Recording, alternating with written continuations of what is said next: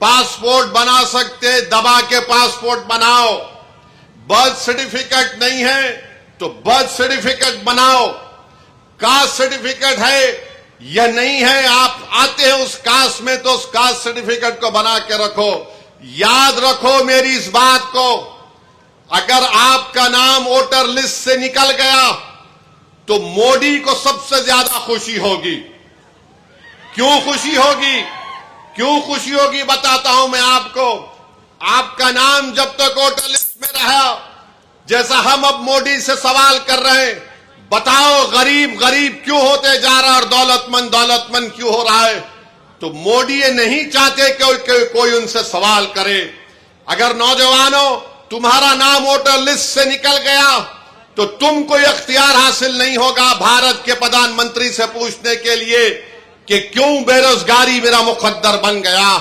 اور جس طریقے سے بار بار یہ کہا جا رہا ہے کہ فلاں علاقے میں بنگلہ دیشی ہے, فلاں علاقے میں روہنگیا میانمار کے لوگ ہیں, فلاں علاقوں میں نیپالی لوگ آ کے بس گئے, یہ سب تیاریاں کی جا رہی ہیں. میں آپ کو ذمہ داری سے باخبر کر رہا ہوں. یہ جذبات میں لانے کے لیے, یہ ڈرانے کے لیے نہیں کہہ رہا ہوں. آن ریکارڈ کہہ دیا گیا کہ پورے بھارت میں انٹینسو ریویژن ہوگا, اور تلنگانہ میں جو لاسٹ انٹینسو ریویژن ہوا تھا میرے خیال سے, اگر میرا حافظہ صحیح ہے تو 2007 میں یا پھر 2002 میں ہوا تھا. مگر یہ چیز کی تیاری کر کے رکھیے.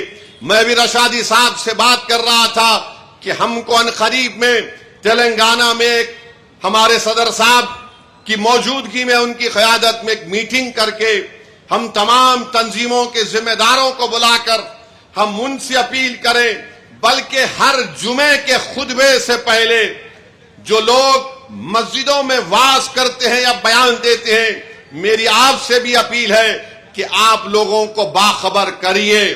یہ سازشیں کی جا رہی ہیں. کل تمہارا نام ووٹر لسٹ سے نکل گیا تو ووٹ ڈالنا تو دور کی بات, کوئی آ کر تم سے کہے گا کہ اپنی شہریت ثابت کرو. فارنرز ٹریبونل کو بھیجا دیا جائے گا, اس کا بھی ایک پروسیجر ہے.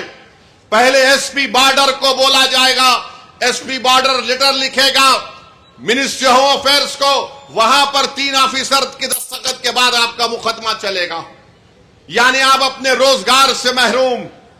سب سے زیادہ بڑی چیز یہ ہے کہ آپ اپنی عزت سے محروم ہو جائیں گے.